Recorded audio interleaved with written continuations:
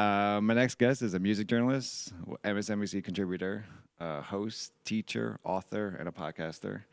His weekly podcast called Touré Show has featured Kendrick Lamar, Evander Holyfield, Kareem Abdul-Jabbar, and many more. He's Touré, and I want to welcome him to the library. Thanks for joining me. Thank you. So as I mentioned, you've worn a boatload of hats in this industry in your career and your life. When did you decide that wearing many hats was the way to go, or was that kind of like forced on you in a weird way? I mean, that's the nature of being freelance. When I started in my 20s, I saw like you want to always have an assignment that you're working on and one that is coming next and then pitching one because you don't want to like just go station to station and like finish a story and then go out and pitch because the pitching process could take a week, it could take a month. You could sit around for 2-3 weeks. And if you're sitting around for 2-3 weeks now, then in 2 or 3 months, there'll be a period when you don't have enough money. Right. So it was constantly like try to get as many stories going as possible. And that just created a habit of like, should just always have like a bunch of projects going so that when this project finishes, you can jump right into the next one.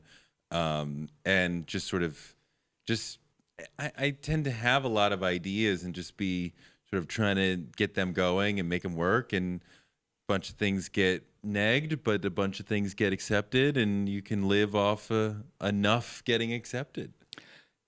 When you were pitching different stories in different areas like journalism or even writing books and even TV, did you find that kind of one media was more limiting than others, and that's why you kept on kind of moving on, or had a favored one or the other? No, I don't think one is more limiting than another. They are different. In writing, for magazines or books, it takes a lot of time and thought to get it together. Television takes a lot less time and thought. If there's an issue that's new to you, you might want to sit back and read the book and like think it through. But once you've done that, it goes pretty quickly. A television segment is usually 5 minutes, maybe Right. 10 tops. So, you're pretty much going to spit your thesis right away, say your, a little bit of your game, right away. And then before you blink, it's pretty much over. Whereas in magazines, you have to work much more and it takes much longer. So, different mediums require different sides of you or different sorts of movements, I guess. When did you know you wanted to be who you are? Be a journalist, be a music writer, be an author. When did you know? I think I thought about becoming a writer when I was in high school, and I know I thought more about becoming a writer when I was in college, and there was sort of a moment that gave me the opening. I was a sophomore, and there was this, I hesitate to even call it an incident because it really, as far as things go now, and this was hardly an incident, but it just motivated me.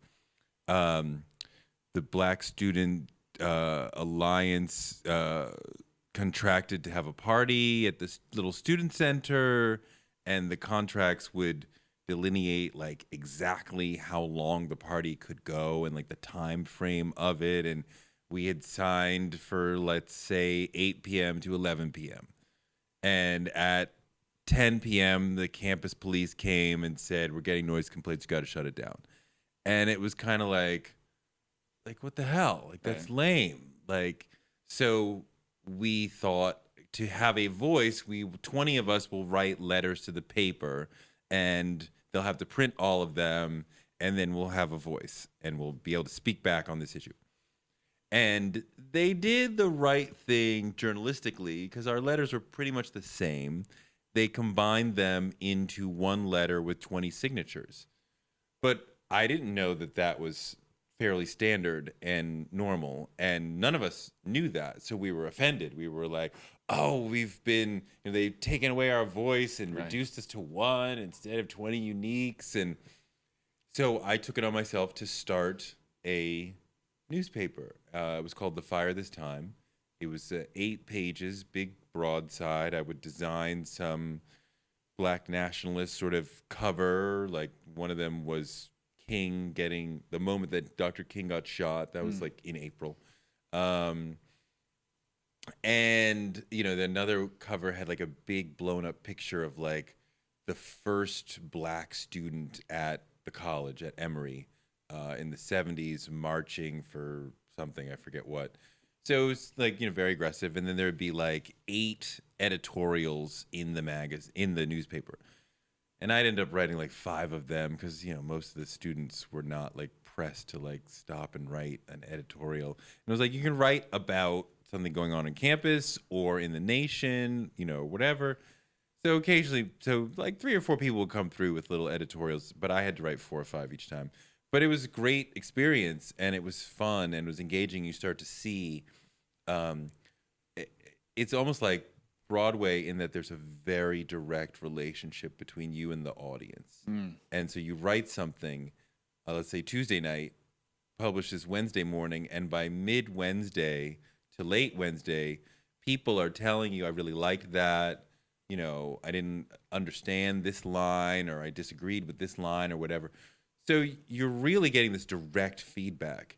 And that was really powerful. I didn't even realize how powerful it was, because when you get into the real world, you write something for Rolling Stone or the New York Times, some people will say, oh, that was good, And now that we have Twitter, people will tell you, like, how dare you say this line, right? But the Twitter responses are like, they're just like way out of control. It's never like constructive.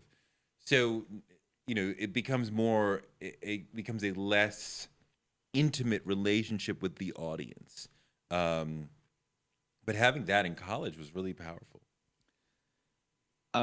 Was there any pushback? I mean, being from the college itself, starting your own newspaper, or even the student body, or? No, I don't remember any pushback from the college itself. I was able to run around and raise money from local businesses or different administrators or different people around who believed in it. And I'm like, I need $1,000 to get this next issue out, or 2,000, whatever it was. And always was able to come up with enough money to get it done. I didn't make a dime doing that.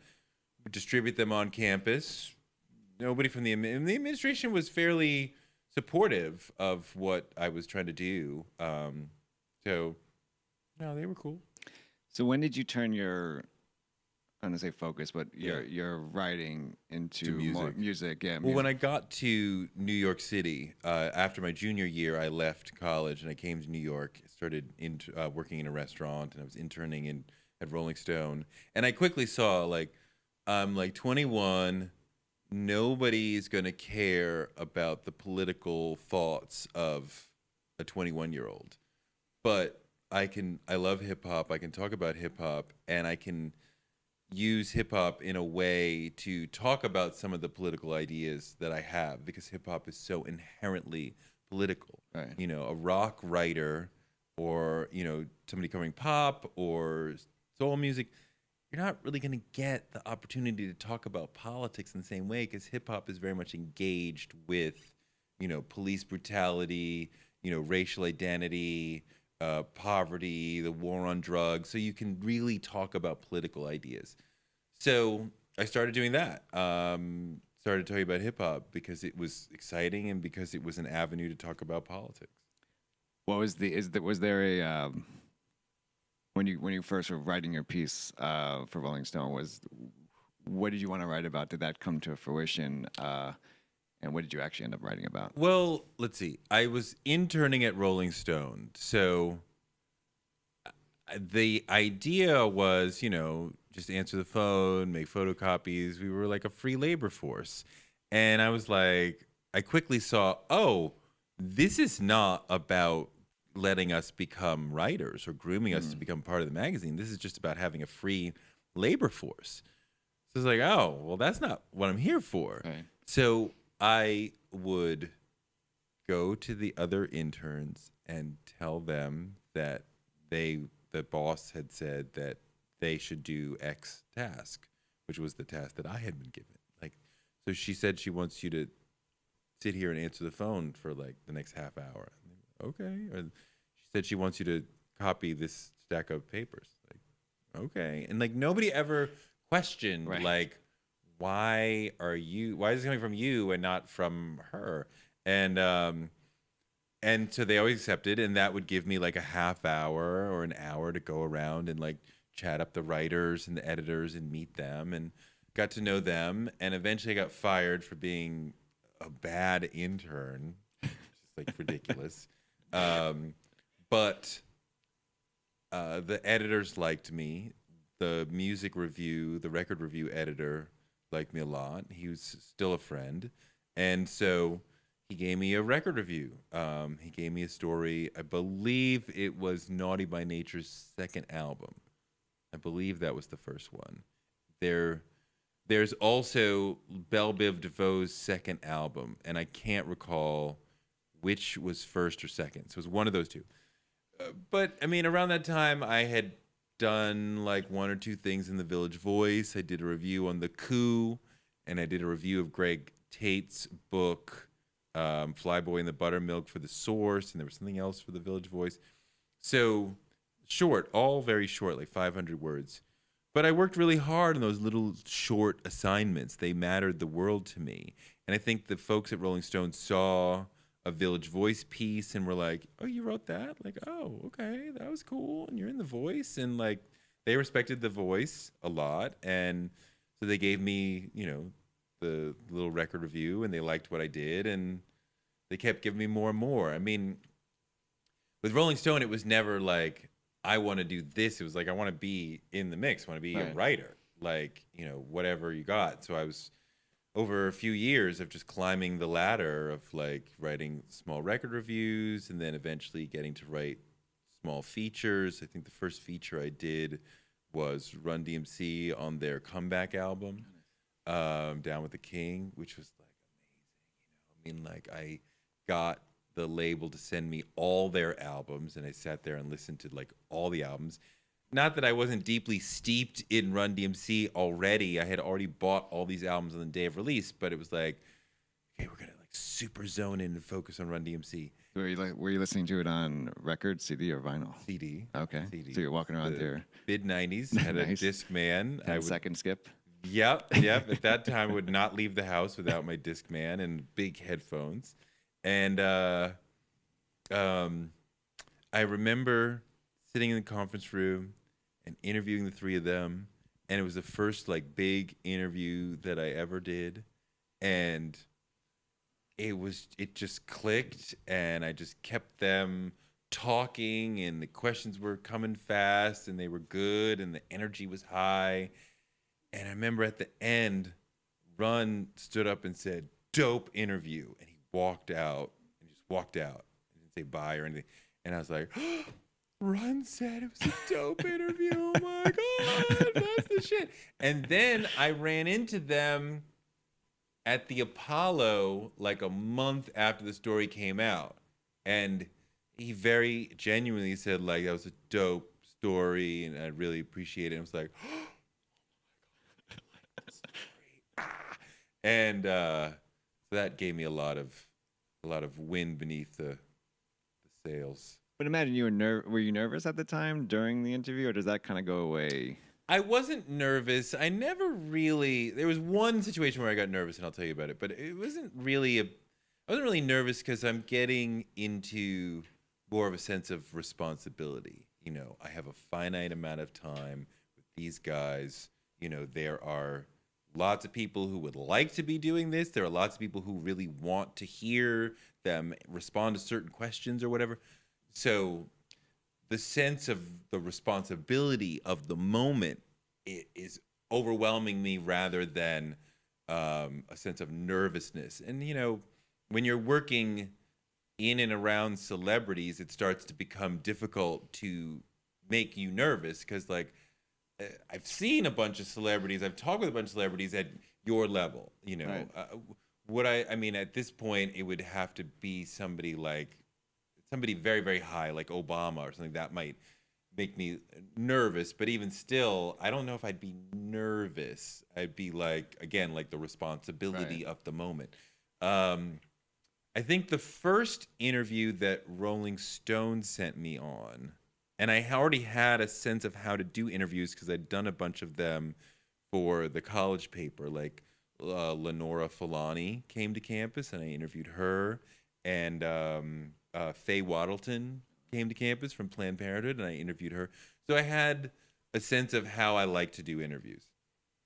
So they give me a little feature on Sandra Bernhard, right? When she was doing like it wasn't a rap album, but it was a badass wild punk singing album, and she kind of had this sense of like, I'm really black inside. So they were like, all right, we'll send the young black guy to talk to her. So we met at this little cafe in the West Village, which is like right in for folks who don't live in New York, like right in the gay area in like Lower Manhattan. I didn't know that at the time. It didn't matter, but just to give you a sense. So we start talking, and the one thing was that she at that time David Letterman was on. She had been on with David Letterman at 12:30 when he was on at 12:30 after Carson, right, on NBC. And she would go on there and she would smoke and she would, just be very out and like wild. And Dave like couldn't control her and like, you can't smoke in here. You can't curse. You can't. And he's like freaking out and she's doing her wild thing. So I thought that's who she was. So I was prepared for her to come and do that thing. And I had prepared to respond to that thing. And she came and was very low key and professional and like, so, like, what do you need to know? And, like, I'm thrown off that she's being very normal. And so that threw me off. And then, like, 20 minutes into the interview, I realized my recorder was not on. That's, like, the biggest fear ever. Oh, it's the worst. So it was, like, the embarrassment of being like, can we, like, go back? Because, like, some of the elemental questions I asked off the bat, and I need those. So do you... And she's totally professional and totally cool, like no problem. But I'm feeling more and more stress and anxiety, embarrassment, all these sort of things. And we kind of get into a stride. And then I'm kind of thinking like, surely younger gay and lesbian people might read this, might be a fan of hers, and will want to know her thoughts toward them. So it's like, so, for a younger gay person, like, what would you say to them? And she immediately goes to, like, me. And I'm like, no, I'm not. Right. But I'm asking for others. And so now I'm denying right. As far as and she said, oh, honey, when you figure it out, come find me. And I was like, I'm really not. I'm just thinking about, but like that, like ended that conversation. Like I overstand you, and I see it in you, even though you don't see it in you. And I'm like, and so the story came out fine. Just the interview was a disaster, and that sort of just set the tone for like. You got to be on your toes right. And ready for anything in the interview and not expect the person to sort of come in and be a certain way. You have to come in with a completely open mind because if you don't have expectations, then they can't surprise you. Right. And then you can better do the job. And I think it's probably a challenge if you... Like if you're interviewing an artist and you only know them from their CD or something or their record, right? And then you meet them and like they could be the most aggressive person on their record, but then apparently like a sweetheart, but you're ready for the aggressiveness of. Well, yeah, but I mean, like I try to not do that, so I'm not expecting you to be like you are on your record. I'm not expecting you to be like that. I'm just coming into it open, so that so just to kill the expectations game, which doesn't really help you. I mean, the biggest thing for me, I expect them to be smart, which I think leads me to ask things that others wouldn't ask if they didn't think that the person was smart. I interviewed once Plies, the Florida rapper, for Fuse. And I remember the day before, I was on Twitter and I was like, so I'm going to interview Plies. what do you guys think I should ask him? And I said, like, serious questions only, because sometimes I throw that out and then I get like a bunch of joke questions. I'm like, Right. you're just wasting my time. Right. Like, I don't need that. So people mocked the notion of serious questions for plies. Like, that in notion itself was ridiculous. I didn't think that was ridiculous at all. And so it had even more of a chip on my shoulder. I'm like, I'm going to show you guys. You treat the rapper seriously and like they're an intelligent person, you get more out of them. So Plies had done this thing where he picked out a girl who came to one of his shows, and he said, I'm going to give you a college scholarship. And people were like, whoa. And like, of course, people talked about this. And I was like, so was that real? Did you really give her a college scholarship? And he's like, yeah, I really did that. And it's like, why?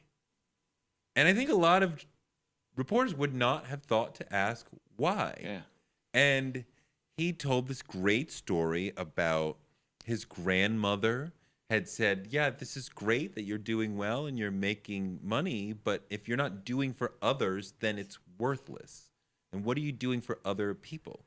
And so he took that and said, okay, I'm going to give somebody a college scholarship. And that's me giving to other people. And it was a really intelligent, heartfelt, thoughtful answer, and it really humanized him. I mean, right? We don't usually think of these rappers as having families. I mean, maybe they create their own nuclear family and push it out in front of you, like, DJ Khaled, and we hear Blue Ivy on the Jay-Z records. But, like, think about their mom, their grandma, their brothers and sisters, and, and it just humanized him in a really nice way. And I definitely always wanted to do that. I mean, I definitely noticed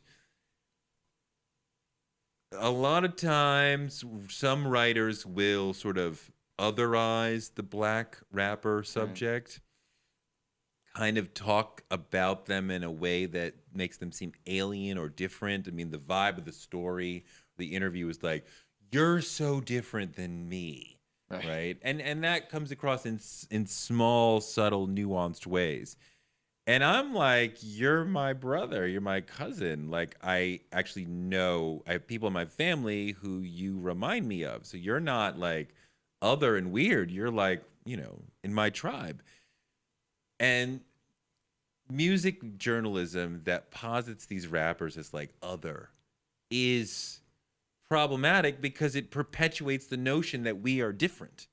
And I wanted to bring it together more. I wanted people to feel like, these are not other, these are not aliens, these are just human beings.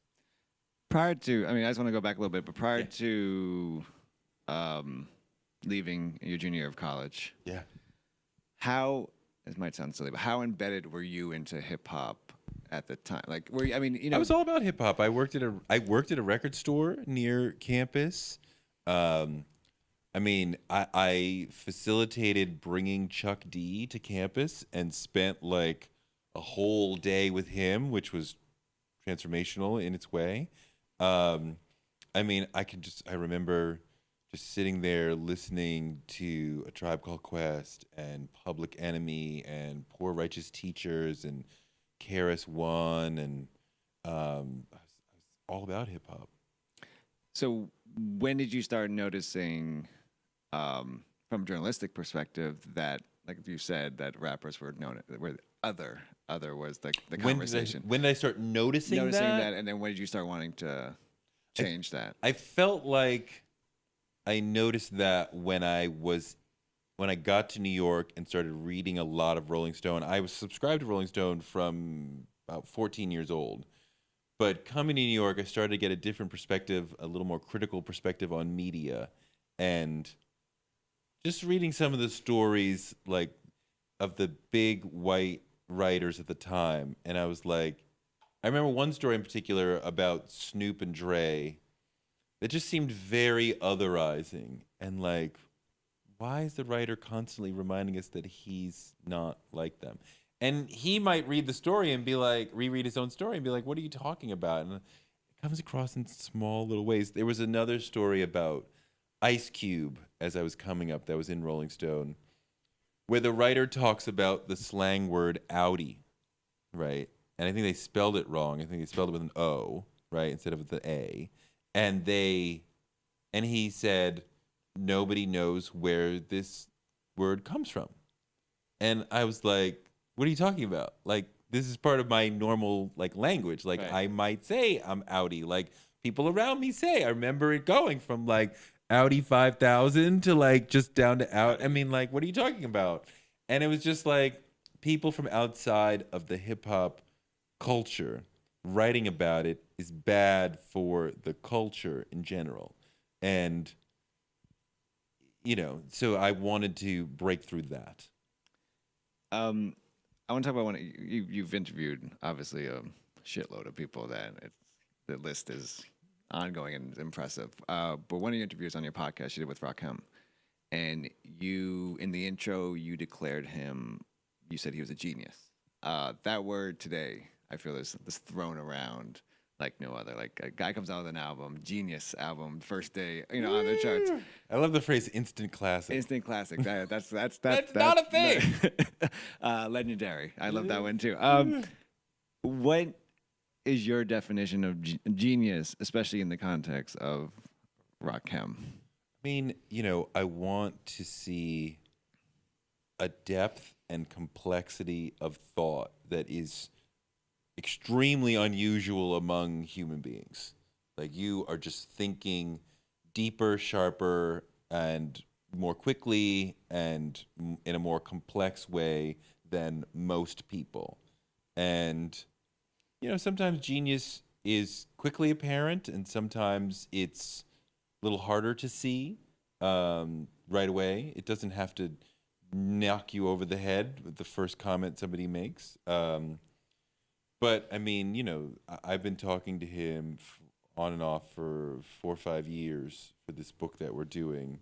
It's almost done, and it should be out this fall. And he's brilliant. I mean, the story is I almost crashed a car during the story about You did? Yeah. Good. This is all I got. I'm not going to stand up. It's a great story. I mean, he goes to record his first song. I think he was doing the melody at Marley Marl's house. And Rakim just told me a longer version of that story. I'll truncate it, but the thing was that they were sitting on the couch listening to the beat. Right. So when it came time to do his vocals, instead of going in the booth, he's like, well, I'll just sit here. And so he did his vocals sitting down on the couch. And Marley Marl was like, that was great. Can you do it with a little more energy? And he's like, okay. And they do it again and again and again and again. I think they did it like 6, 7 times. And Marley's continuously like, how about you stand up? How about you like get a little more into it? And he was like, it doesn't matter if I stand up. It doesn't like this is what it's gonna be. And you think about the Run DMCs and the LL Cool J's were shouters compared to Rakim, Right. who always wanted a more calm vocal presentation. But everybody else was kind of shouting on the mic, so that's what was expected. So then Marley Marl called MC Shan, his main man, and was like, yo, come down to the session and help me out. So Shan shows up, they talk, and then Marley leaves and Shan takes over. He's like, yo, I'm producing the session now. Like, what's up? Like, great. Like, okay, that verse was great. Can we do a little more energy? And he's like, dude, this is who I am. This is what I want to be. I don't want to be like that. Like, I'm this. They didn't, Shan and Marley apparently didn't really think much of the record because they thought it would put people to sleep because it was so low key. And about a month or 2 later, Rakim runs into Marley Marl at a show or something. And Marley's like, yo, big hug, big smile. And he's like, now I see what you're trying to do. And now I get it. And he's like, yo, I stuck to my guns and who I really wanted to be. And I didn't even though I was new in the game recording my first record, I didn't let the maximum producer in the game change me, and now he understands that I was right, and it's just sort of a gateway to the style that he has always used. How much of that? How much of that? How much of the thinking behind what Rakim told you was really not just about being having his own style, but also being different than like you go into hip hop and DMC talked about this with me, but he was like, everyone's doing red, you want to do blue. How much of that was his thinking as well? That was part of his thinking. I mean, he talks about he talks about his brother, who he idolizes, always wanting to be different. So he understood that, and sounding different and feeling different than others, than everyone else was important. I mean, he holds himself above in terms of my ability, my intellect is greater, and my understanding of music is greater than all you guys. I mean, that is one thing that I didn't know, that most people probably didn't know. I mean, he comes from an extremely musical family. His father managed groups. His mother was an opera singer. His sisters are singing all the time in the house. His brother was a killer on the jazz piano. His other brother was rocking the jazz saxophone. Other people would come over and just play music with them in the basement. So, I mean, there's always music going on in his house, and he's the youngest of five. And he is taking this energy and this sense of being good at music, and his older brother throw a saxophone in his hand when he's 4 and just play that shit, or just, he talked about playing sax behind his brother's back, and finally his brother finds the reed is broken. He broke my reed, stay off my sax. And his mother comes and she's like, oh, he's really good. Like, he can play anything you could play, and like just by ear. It's amazing. And his brother's like, really? Like, let's see. And the family is constantly encouraging him. Like, it seems like anything he does musically, the family's like, that was great. That was great. And is that because he's a prodigy, or is that because they are encouraging of him and or each other?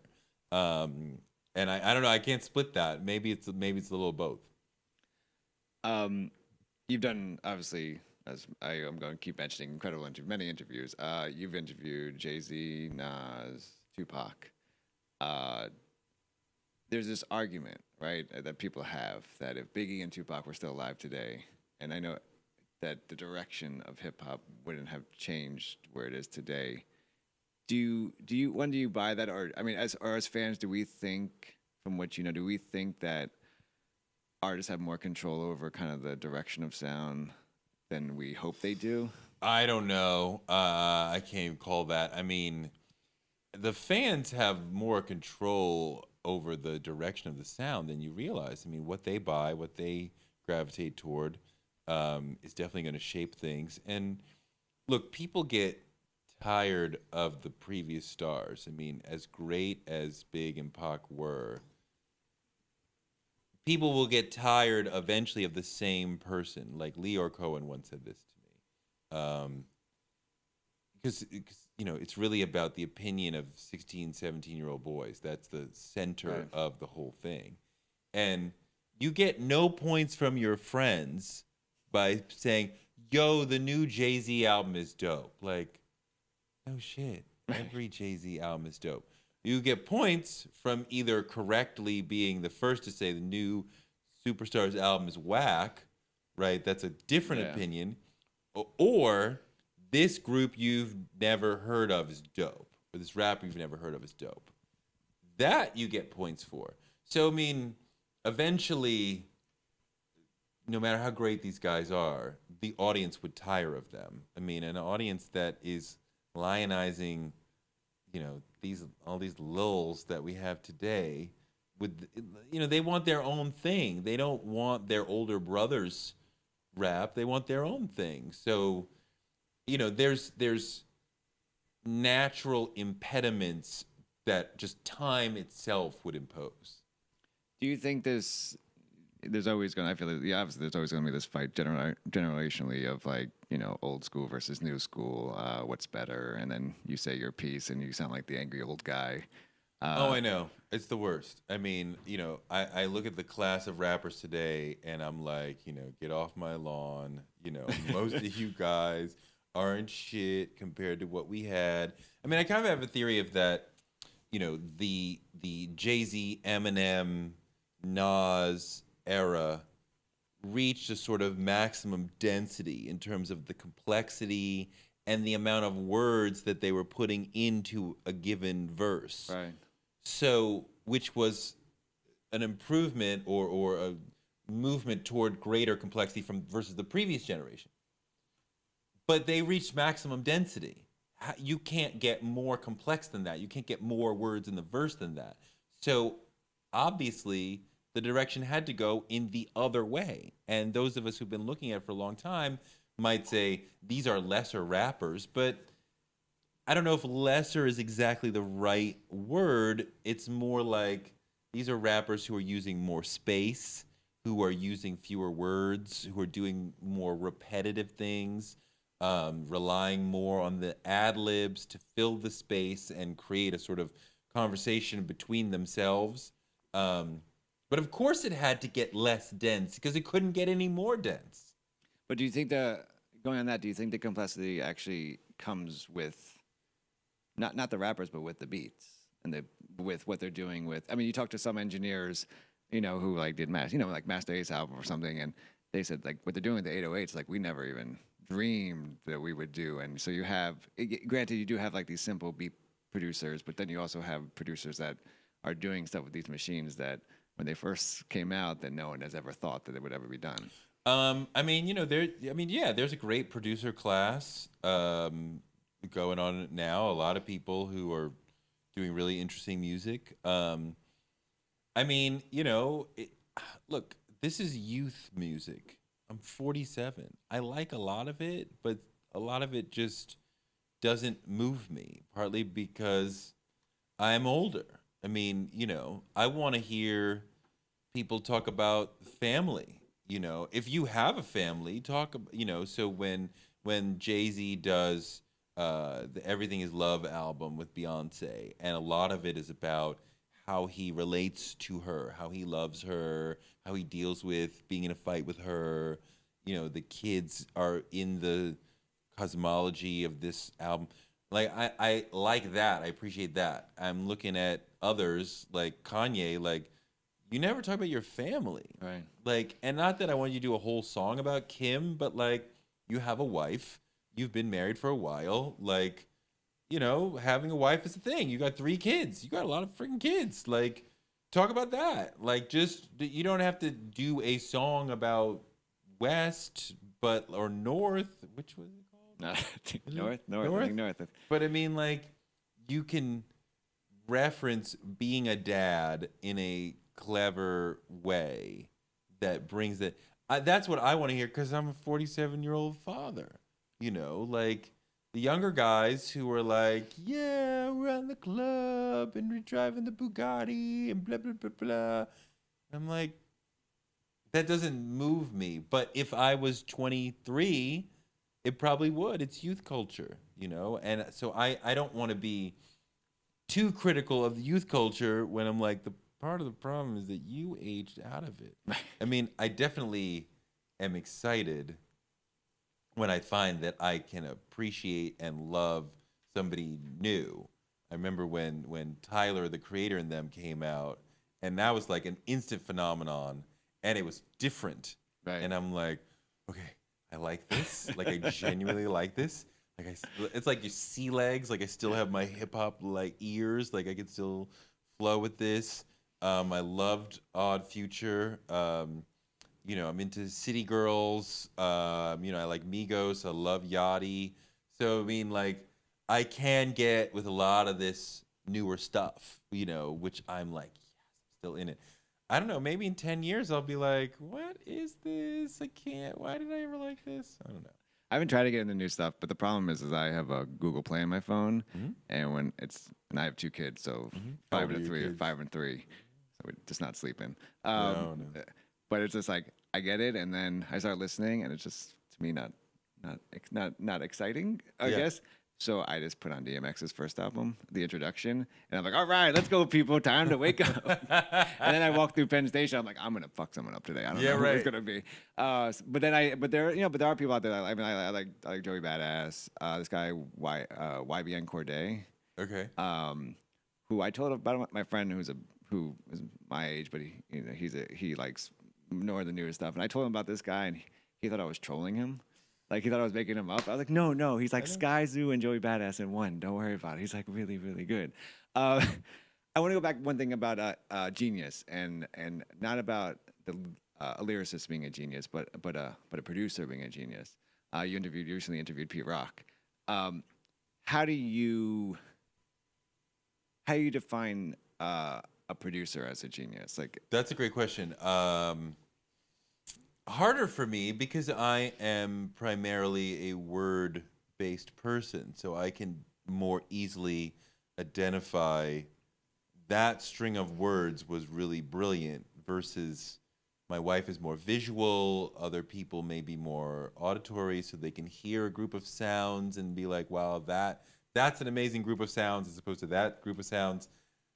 I don't know. I mean, Pete Rock has made so many really smart records pulling from, a variety of sources. I mean, when you had producers who were making records that were based on 4, 5, 6 songs rather than one, right. it seems much more challenging and complicated. And to create a sound that is cohesive and such that we know whose sound it is without being told, yet can be repeated in multiple different ways and yet is different than what everybody else is doing. So like when Timbaland comes out, it changes sound because it's totally different. Pharrell, totally different. RZA, totally different than what everybody else is doing, and complex and unique to them. You don't need to be told this is a Pharrell record, it's a RZA record. You can hear it. I mean, those are brilliant gestures. Have you ever heard that the Jay Dilla documentary on the BBC? The I don't radio doc? know. I have not. It's kind of it points out to what you just said about 6 records and one, for one track. And there's a great story that I think his brother tells that they're in Detroit. They just got out of the club. He's with like the Roots. They go back to his house, basement and apartment. It's like 3 in the morning, and he goes, "I want to play you a sound. I want to play you this new track I'm working on." And he literally goes like, he starts putting out records, and he goes, "All right, that note," and he takes off the record, and then puts another record. "All right, that note," takes off a record, and he like 7 records in, and he creates like this whole entire. And he talked about his genius of just having that ear to being able to do this, and this, and create that amazing beat that kind of just like, oh, okay, oh yeah, like, oh, you're a genius. I'm not. Don't worry about it. What is the you have a podcast now, Yeah. for a minute. Yeah. What have you found or have surprised you that as a journalist that you're able to do in the podcast that maybe you have not been able to do before? Well, one of the big things that I wanted to do was talk about process because I wanted this to be about success, Touré show.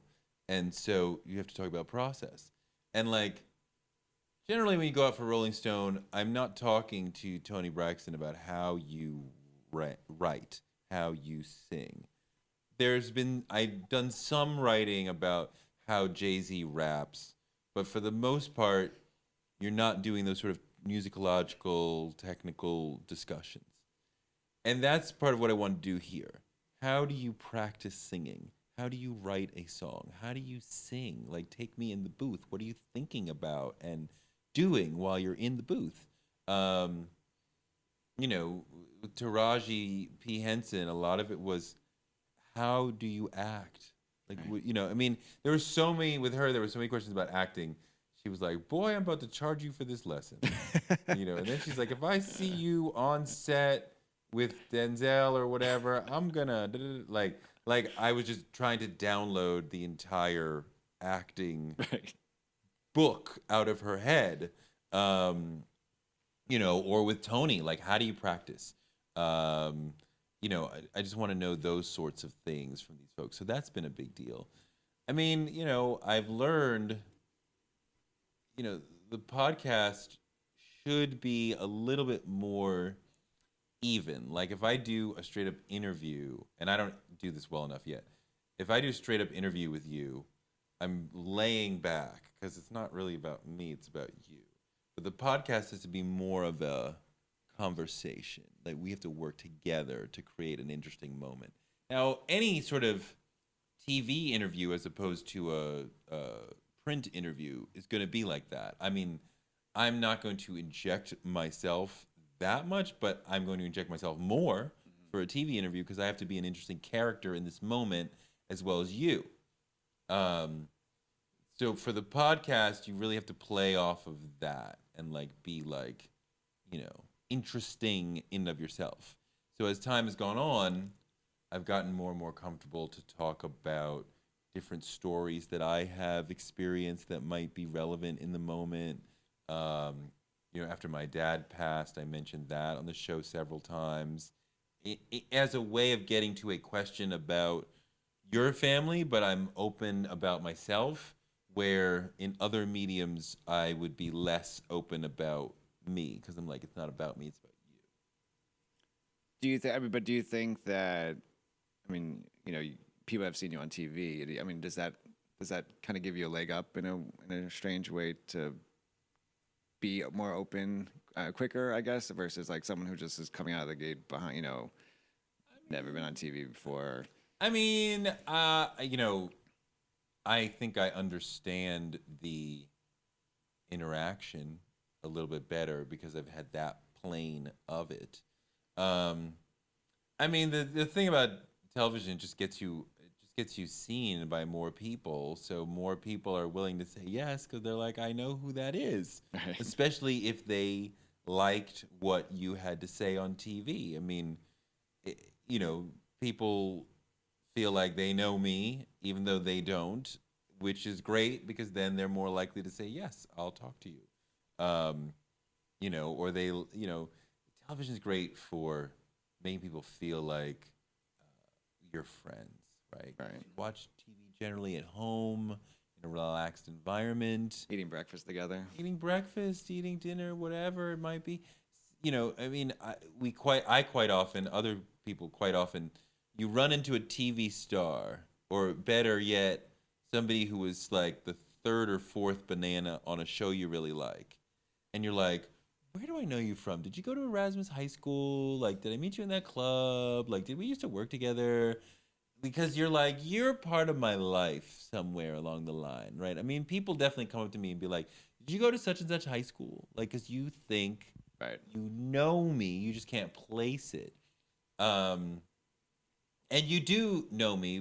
We've been having this parasocial relationship. I've been on the tube talking, and you've been at home responding. So in your mind, we've had a conversation. I just haven't met you, but as far as you know, we have met. When you see a movie star, you have generally this part of the analogy is breaking down because of the way we consume movies now. But generally, you have left your home and gone to a theater, and these people appear to be gigantic, Right. as opposed to television people who appear small, literally small. Um, you don't when you run into a movie star, you don't mistake that. No. Like, Right. like, oh, he is an actor. You may not place what was he in or what was she in, but you're like, he's a movie actor. Because you're encountering them in a special environment. But for me, you're encountering me in a friendly environment, like you feel like you know me. And just, I mean, when you walk in the room and people know who you are, it's a lot easier to get them to say yes or just to even talk to you. And if you live in New York City, then you realize everyone has been in Law and Order. So the Yes. world is just one big Yes. Law and Order's place. Yes.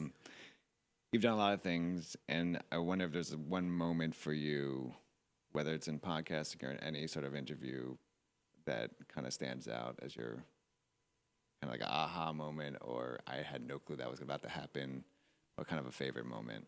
or a Uh, story that you just maybe just did not know that kind of like, oh, that's pretty amazing.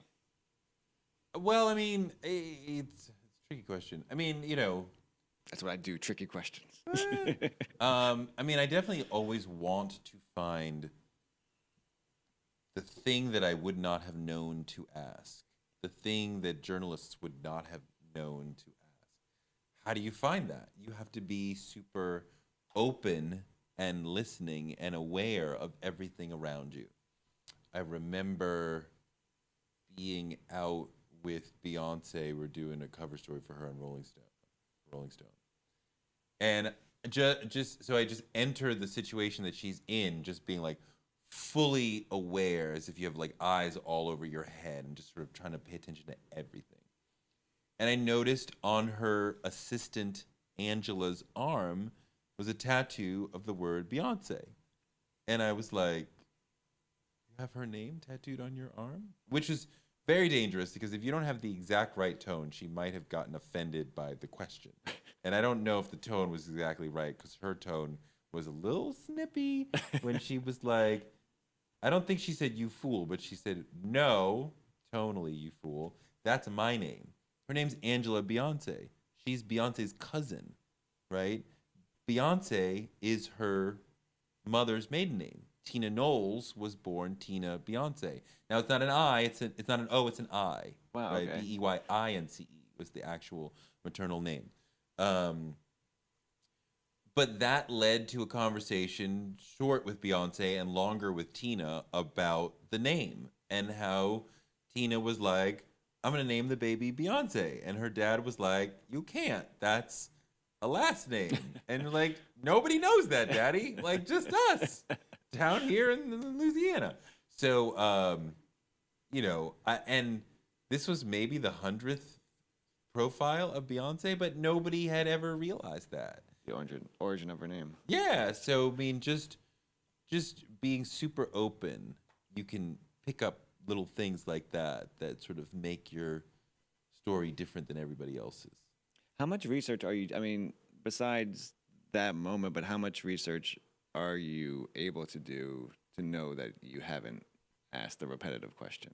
I feel like it makes feel like something that's the trick, right? It's just you don't want to get I, that. I mean, you want to read the stuff that other people have written about them.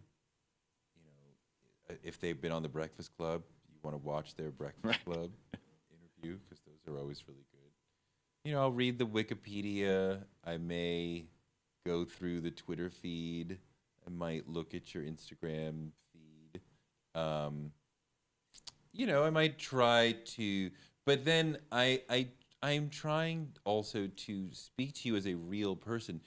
These are real people with jobs, right? Being a recording artist is a job, right? If they're not like if you approach them like they're a superstar whose aura was so amazing that somebody said we have to get you on wax, and I mean like if you ask them a question about the symbolism of their work or their place in the world, or they can't answer that question because Right. they're on stage. They don't see what you see. They're not in the audience seeing Jay-Z. Now Jay-Z and some have a sharp awareness of how they exist in the world, but still it's going to be different than the audiences. But if you ask him about doing the job, like how long did it take you? How much was the budget? He might not tell you, but like, you know, how are you spending your budget? Like, I remember a great conversation with De La Soul once about how nowadays producers tend to not be in the room with MCs. There's a lot of sending files around. Somebody made a beat, send it to you, but it becomes rare that they're all in the same room together, which changes the quality of the music. That we're not there together, Right. like working together, and so just thinking about it as a job rather than like a magical thing that you guys made this amazing song. Like, yeah, they're sitting there tinkering from 12 a.m. to 4 a.m. Like, how do we do this? That has been really powerful, just thinking about them in terms of doing a job. And talking to, 10 and then 20 and then 100 recording artists about their job, you learn more about the job, and then you have a broader understanding of how to talk to the next one about the job, because it's a job and it has parameters, and if you focus on that, you'll get sharper answers because that's how they experience it. I have two more questions. Yeah. And obviously because of your music background, I would love to get your answer on these. Yesterday we lost the Queen of Soul, Aretha Franklin. She passed away at the age of 76. What was her impact on music, but also on American culture? I mean, Aretha was massive, and one of these people who really is part of the movement from gospel to pop soul music. Because there was a time when the church was a much bigger institution in this country, gospel was a much bigger thing. The pop charts would be filled with gospel songs. And as you move from the late 50s into the 60s, that starts to fade away. But songs that are built on a gospel base, but are actually soul songs or purportedly soul songs, those start to really dominate. And a lot of Aretha's songs are ready for Sunday morning, or are taken from either actual gospel songs or songs that could, tropes of gospel, and they make then a love song. A lot of these songs, she's talking ostensibly about a man, but she could be talking about Jesus. And so she's a critical link in that train that moved from gospel into pop, that transformed gospel into pop soul. And that has faded away in a large sense. But, artists like Al Green, Marvin Gaye, to some extent R. Kelly, have taken that forward. But she's a major part of that story. Have you ever had a chance to interview her? Is there one question that you would want her to focus on? No, I can't think. No, I did interview her once. We were in Detroit with BET for some extravaganza where there was like all these major recording artists, and we were getting short interviews. And I think we did like 5-minute interviews with everybody, but we did like 10 minutes with her, and we had to wait until like 11:30 or 12 or whatever to get her. I don't remember anything she said. I remember standing next to her in this amazing dress, and it was like, oh my God, it's Aretha. Oh my God, it's Aretha. Not that I was nervous, but it was like you just super conscious of like, oh my God, it's Aretha. Yeah. So yeah, that was exciting. I'm gonna make a poor transition here, but I'm gonna ask you. I was reading your Twitter feed. Why don't you like cheeseburgers? Why? I'm just not into cheese.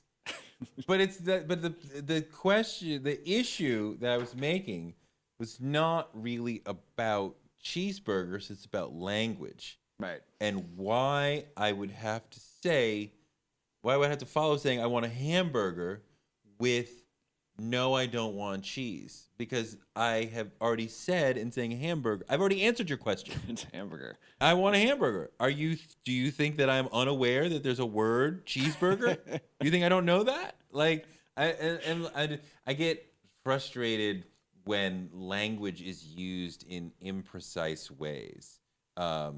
Like so if I say I want a hamburger, why are you asking me if I want cheese on it? I've already freaking told you that.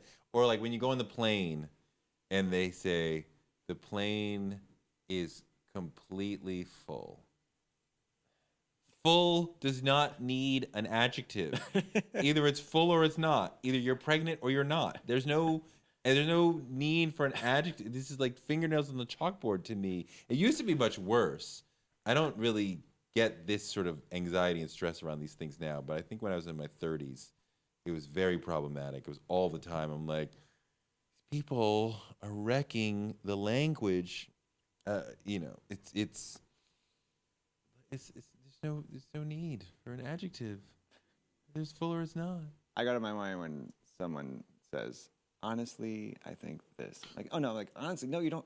So you've been lying to me the whole time? Literally. Oh, literally. Kills me. Most people misuse literally, and we are misusing literally so much that the mistaken explanation or derivation or definition is becoming accepted. Right. Most of the time, people mean say literally to really mean like actually or a verbal way of like underlining the word. But like, no, I did not literally make you pull your hair out. Right. No, I did not. Your hair is all still in your head. Your hand didn't even move to your head. So no, you did not literally pull your hair out. But you just said, I'm literally pulling my hair out when I'm looking at your hands and they're down by your waist. You literally killed me. You're literally killing me. Uh, You know, you could never say that. You're literally killing me. no. You would never Right. be able to honestly say that sentence unless you're like in a movie playing like, you know, somebody who's dead, right? Like a ghost, right? Like otherwise that would never be able to be said. Touré, it's Tim. been great. Thank you so much for joining me on the library. Absolutely. Touré Show. It's weekly. Yes. It's a great interview. Thank you. I've listened to everything that I Okay. can full. Thank you. I enjoy always talking to you. Thank you so much. Thank you.